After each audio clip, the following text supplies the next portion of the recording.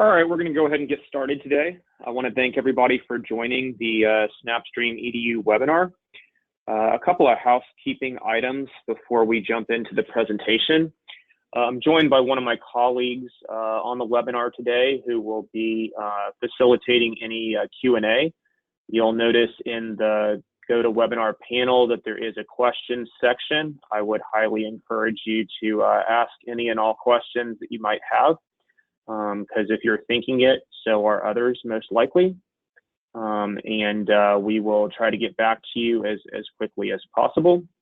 And I'll also make sure to, recite some of the inquiries that are coming in. There are also a few handouts that I've posted. These will all be related to different things that we go through today, but just high level, there's a case study. There's a form for a proof of concept. There's a product overview sheet and a little bit more in-depth questionnaire that gives me a better understanding about your use case. So with that said, let's go ahead and jump into it. Today, just in case you were confused about what kind of call you're on, we're going to be talking about streaming announcements in TV. Both to the classroom as well as across the campus, across schools as a whole.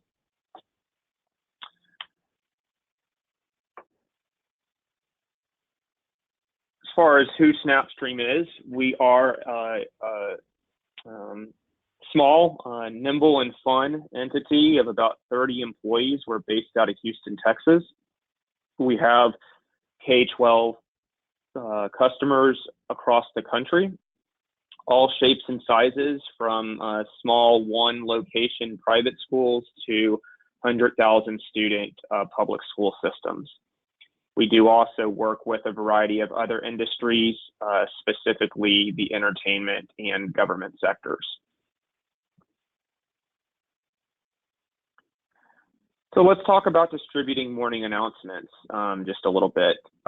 In the past, such as when I was going through school, common resources were TVs on carts, very heavy, clunky TVs mounted to the corner of the classrooms, and all of that has kind of transitioned for a variety of reasons to IPTV sources, of which Snapstream falls under that category. So some other outlets that you may have heard of, MediaCast, Safari Montage, etc. And the reason for this shift overall is really financially, scalability, and just ease of use with the way that technology has evolved. Predominantly, schools are not being improved, or new construction on schools is not being done where there's cable drops in all the different locations. And in general, physical TVs, from what we have seen, no longer reside in classrooms.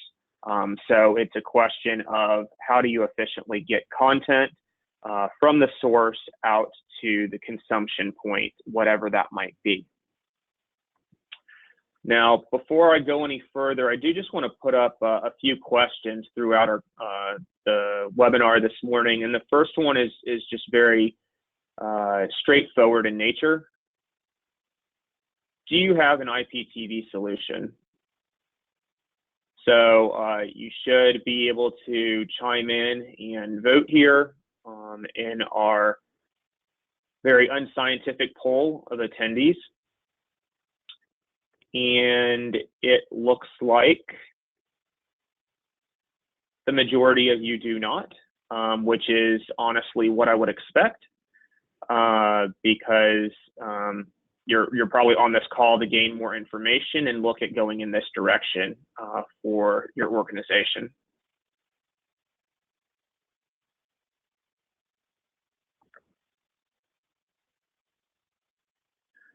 In terms of morning announcements, Snapstream makes it very easy to basically click and play.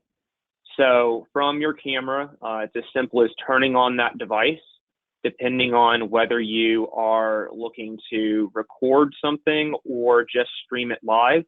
Snapstream gives you the capability to do both.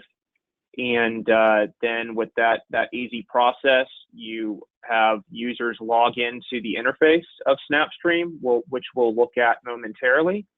And they're able to see that content either on a teacher-controlled level or one-to-one devices or whatever the case may be. So let's talk a little bit more about how Snapstream works. We are a combination of a hardware and software solution. And the hardware side of it is a combination of a server, which is represented by this animated guy on the slide you're seeing, along with encoders, which are placed closer to whatever the source is, whether it's cable TV or internal content.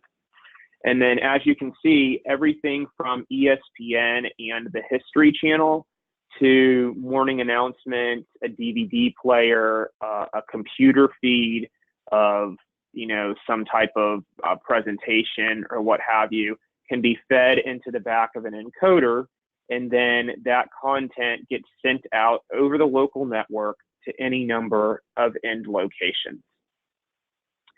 So this is where the scalability comes into play and really gives you the ability to create a unified and seamless solution that a large amount of people are able to access. So I'm curious, if you're not doing anything as far as IPTV currently, how are you doing it? Well, if at all, and if you're not doing anything currently, go ahead and answer other. But is it coax? Is it some type of like internet-based platform, or something else?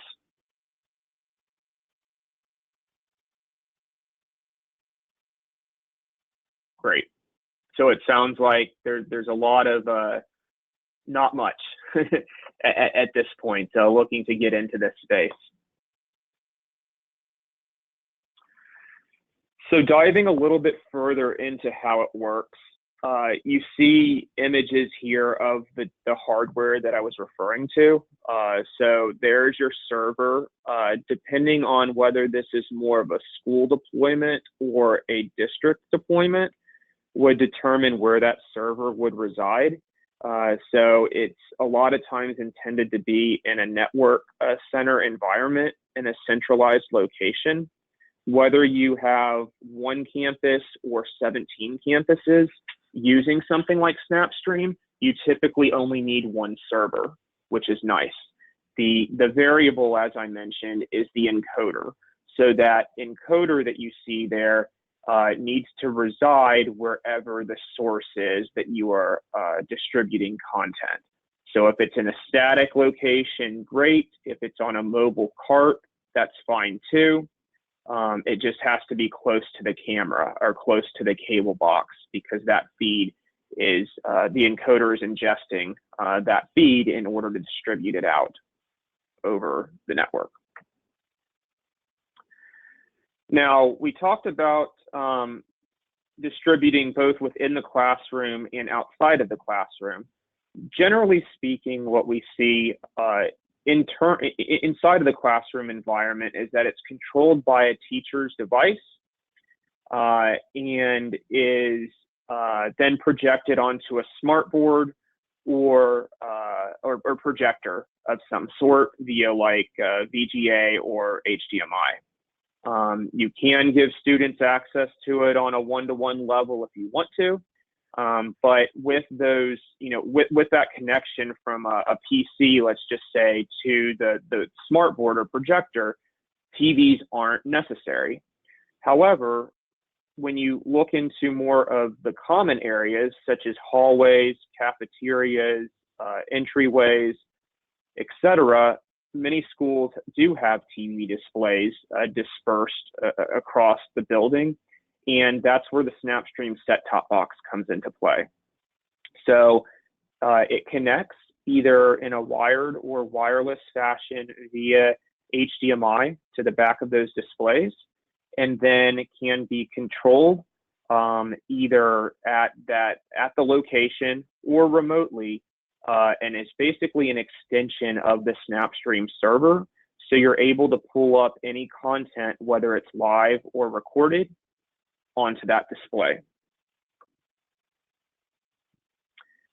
Here's a little bit better insight into what that interface looks like. So as you can see, you've got recordings, you've got live content.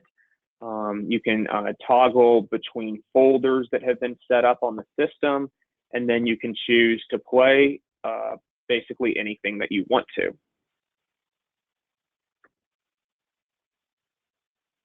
As I mentioned, you can control this either at a device-by-device level, or as you can see here, this is the interface to the set-top boxes. And if I was a principal or some sort of administrator of the system, I could actually use this interface to tell the different displays what programming I want to be displaying at any given time.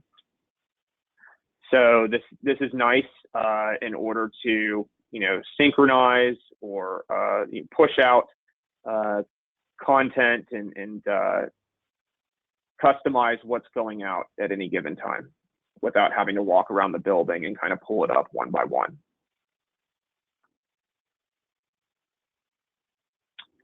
I do see a question here before I go on about, what if you don't have cable?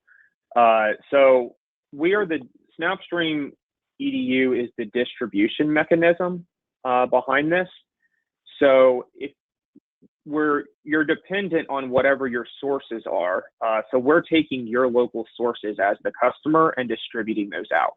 So if you don't have cable on the TV side of things, maybe you have an antenna feed, maybe you have some other way to get that broadcast content. But if you were looking for cable channels, you would need to have cable available either in your building or somewhere within the organization that would be feeding in to the Snapstream hardware. There's another question about streaming live videos. I'm not sure exactly what that is implying or what the inquiry means, but in general, yes, you can stream live content if it is internal within your organization. So I would need a little bit more specifics on that. If you're looking to stream something from like the internet, that's a separate question. But anything that is coming from, let's say, within your building or within your organization, there is possibly a way to stream that. So if you want to clarify that question, I'd be glad to answer it further. So our system is easy to use. As cliche and basic as that sounds, it's a big deal, obviously, in education. We get evaluated on a regular basis against other products in the market. And the number one reason that our system is deployed is the intuitive nature and ease of use of the navigation, very limited learning curve, and simplicity of the interface.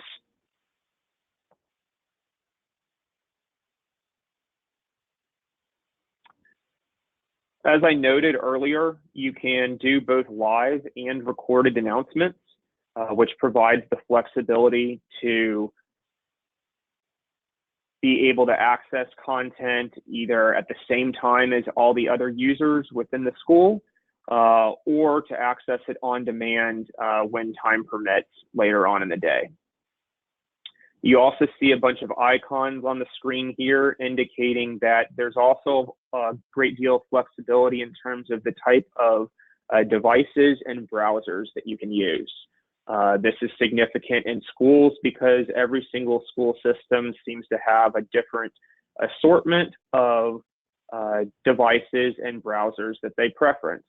So whether it's a Chromebook or a PC, and whether it is Internet Explorer or Google Chrome, our product will work in your environment.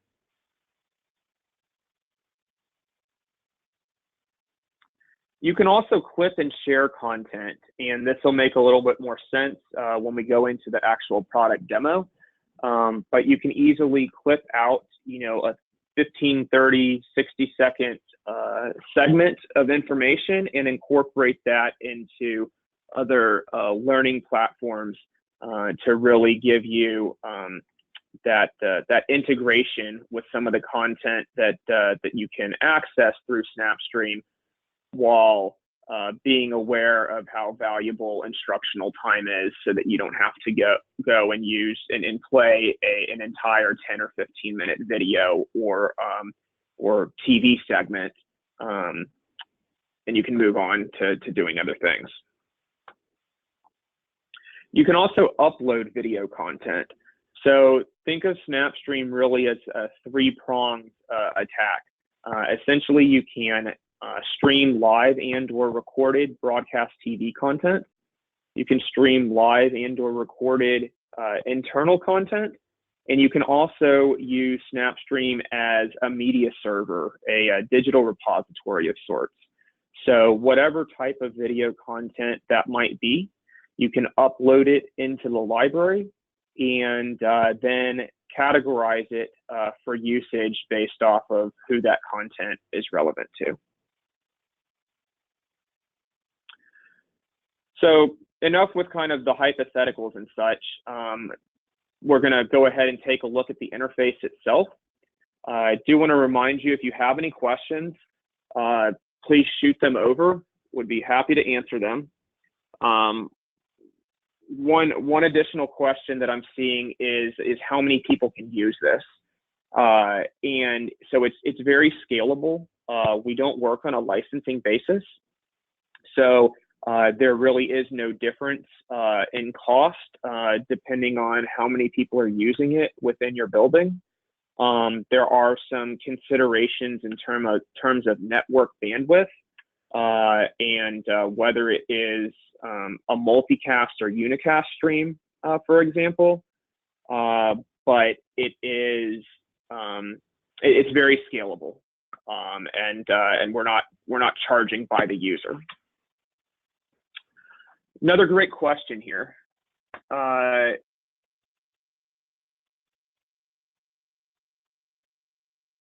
If you have cable, can you control what is being seen instead of free use of watching everywhere? Absolutely. Of course you want to be able to do that. And that's a great segue into the interface. So let me answer that question by visually showing it to you. So as you can see here, I'm actually going to sign out and just give you a view of this from scratch. So you can see that I have my browser pulled up. I happen to be using Chrome, and I've gone to Snap EDU as far as my destination. So that's a local server that I'm accessing. And then I've logged in and pulled up my Snapstream interface here. So when I go into the guide, you'll see that this is a custom guide that is created from scratch to meet the needs of my organization. So I've got about 9 different channels here. The majority of them are broadcast TV. And then I've got this channel down here, which is my EDU feed, which we'll look at in a second. I can do one of two things from this vantage point. I can either watch content live, so I can right click into any of this here, and I can watch something live, or I can record it episodically, particular time slots, or 24/7 on a particular channel. Those recording capabilities are why you see the red icon. So this solid red dot means that something is presently airing and being recorded. And I'm actually recording pretty comprehensively on this interface across the board. Now, if I want to jump in and watch something live, like I said, I just come in here, I click on this, and it's going to pull up, if it's in a multicast manner, through VLC Player, your feed.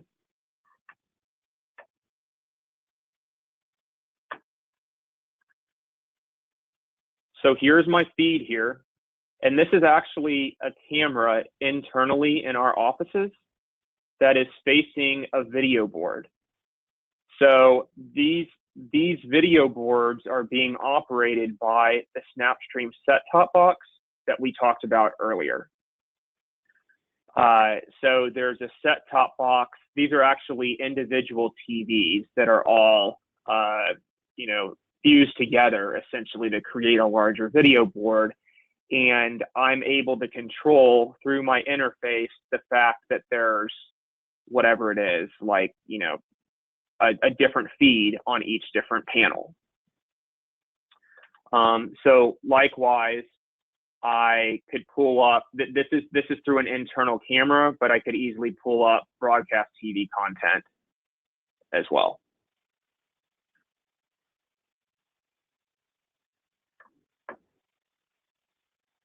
Anything that is not being viewed live is going to be recorded and live over here in the library section.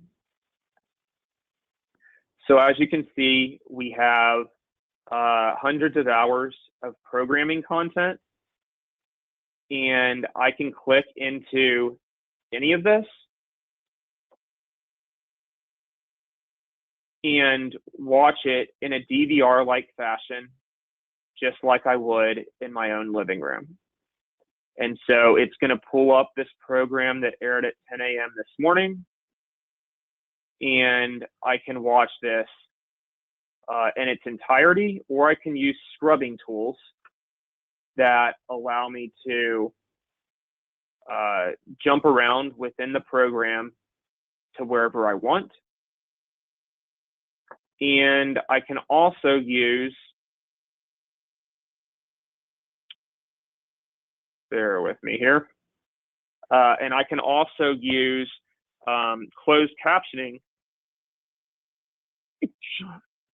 Excuse me. I can also use closed captioning, which we're pulling in only on the broadcast TV side to do a search for anything that I'm looking for. So if I wanted to do a search for like NASA, for example, just like using Google, I can come up here into my toolbar and I can do a search for NASA, and it will give me results related to that topic of interest. And so then you see here that it has scrubbed the closed captioning, and when I click into these programs, it's going to take me straight into the point of what it is that I was looking for.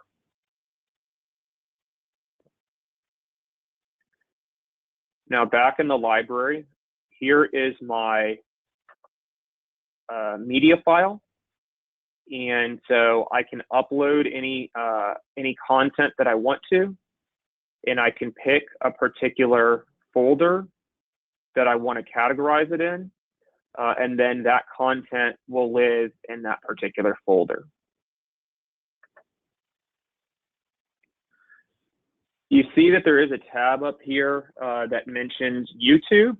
It's a specific use case for YouTube, so you can take content from Snapstream once it's recorded, and you can authorize a YouTube channel and push the content out to that YouTube destination for outside users to access. That is one of the few ways, though, in which Snapstream is accessible by the outside world. It is intended primarily to be contained to your local network and restricted to users within your organization, which typically is seen as a very positive thing in the education world. Speaking of contained and controlled environments, if I come over here to the admin section, you see we have a security component where we can integrate with LDAP and Active Directory. And so you could map over any user groups and permission settings that you have with other hardware and software that's being used. And then each of those groups is correlated with specific functionality in the Snapstream system. So if I click into my administrator's view, you'll see that I've got basically everything turned on, because as an administrator, I want to have access to everything. But a 5th grade teacher or an 8th grade student, there might not be a reason for them to need to do anything with the YouTube functionality, or to be able to obviously do anything that's administratively related, et cetera, et cetera. So they might be under the live TV viewers. And that group has a more scaled down set of permissions. So they wouldn't even know, you see that the majority of this stuff has been turned off. They wouldn't know that the other functionality was even an option, because when they sign in, they only see what they've been given access to. And I'll show you what I mean by that, because there's about 7 different sections in my admin login. But when I log back in as a different user, I see very little of that. So now I only see the guide and the library. And I can do very limited things. Essentially, I can view content.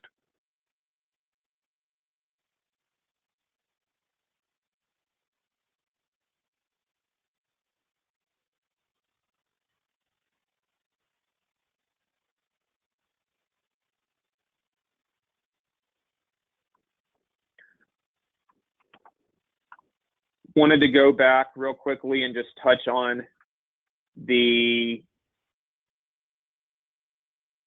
other component of the search capability. This is if you're using broadcast TV, you're able to set up alerts. So I can set up my district daily alert and say, I want to be notified about snowstorms or flooding or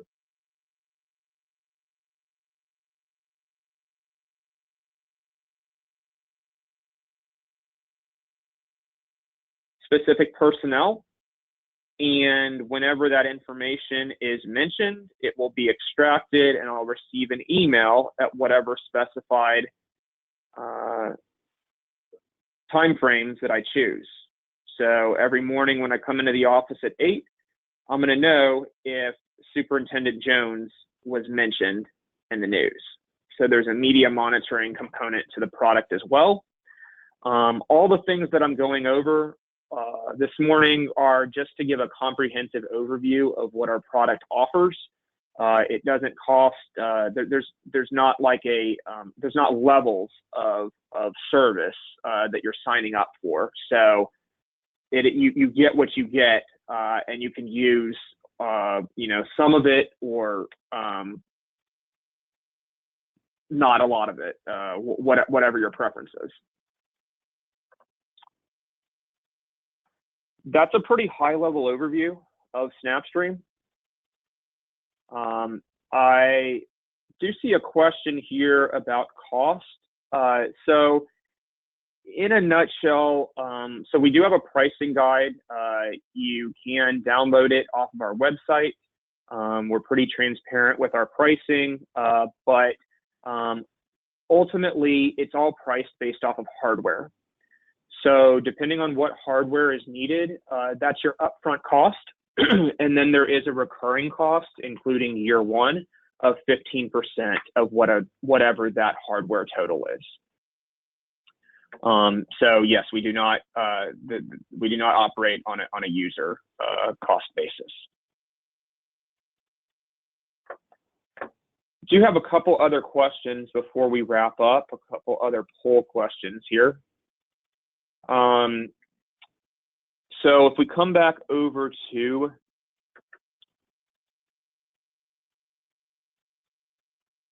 this slide, I wanted to talk briefly about a proof of concept. So many schools do proof of concepts before they move into the purchasing phase. That typically involves us rounding up the proper hardware for you, sending it out, helping you get it configured, and testing it out for about a 30-day trial. There is a link there, but there's also forms in the handout section if you're interested in doing that. So I'll just put up a pretty black and white poll question here.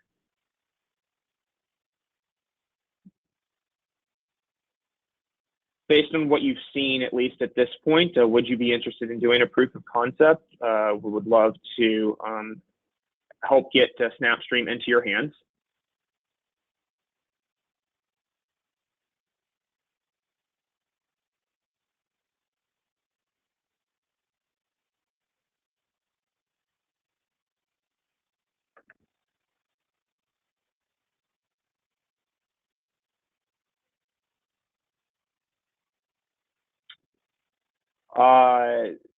And so other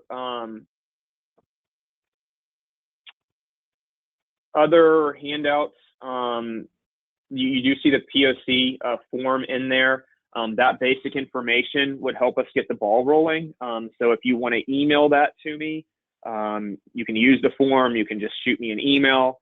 There's also a pre-sales questionnaire that goes into a little bit more depth about your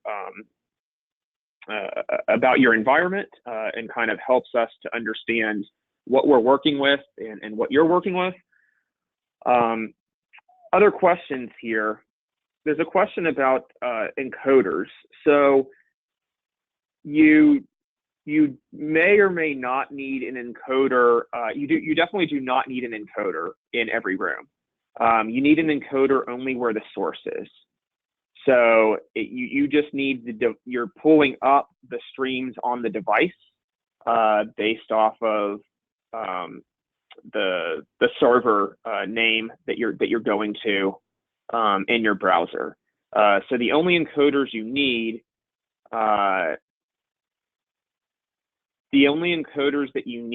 are going to be wherever like the TV source is or wherever the camera source is.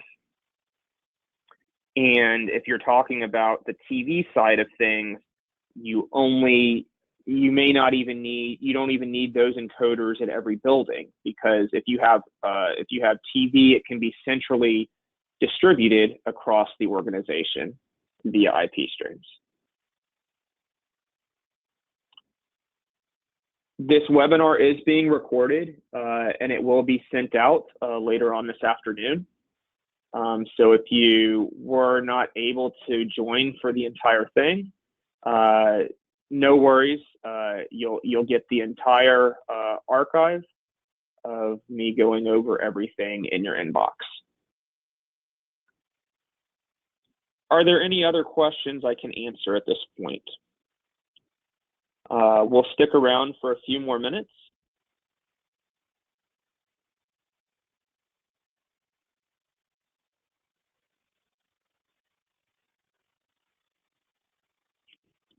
So the only restriction on content that can be viewed is if it is made available in the guide.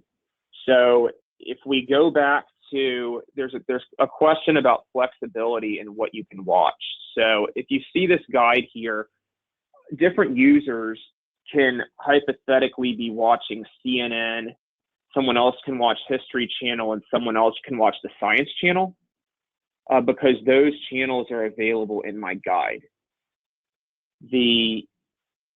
As long as it's available in the system, if the administrators have given rights to those channels, different people can watch different things.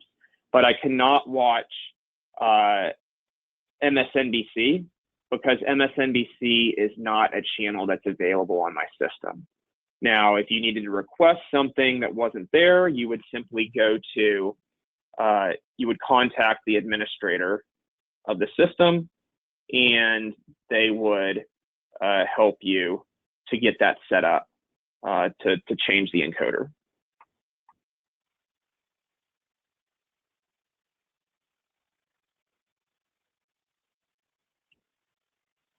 All right, I want to thank everybody for taking some time out of your busy schedules to join today. As I mentioned, we'll be sending out recordings of the webinar, and I look forward to being in touch with many of you and talking about the next steps.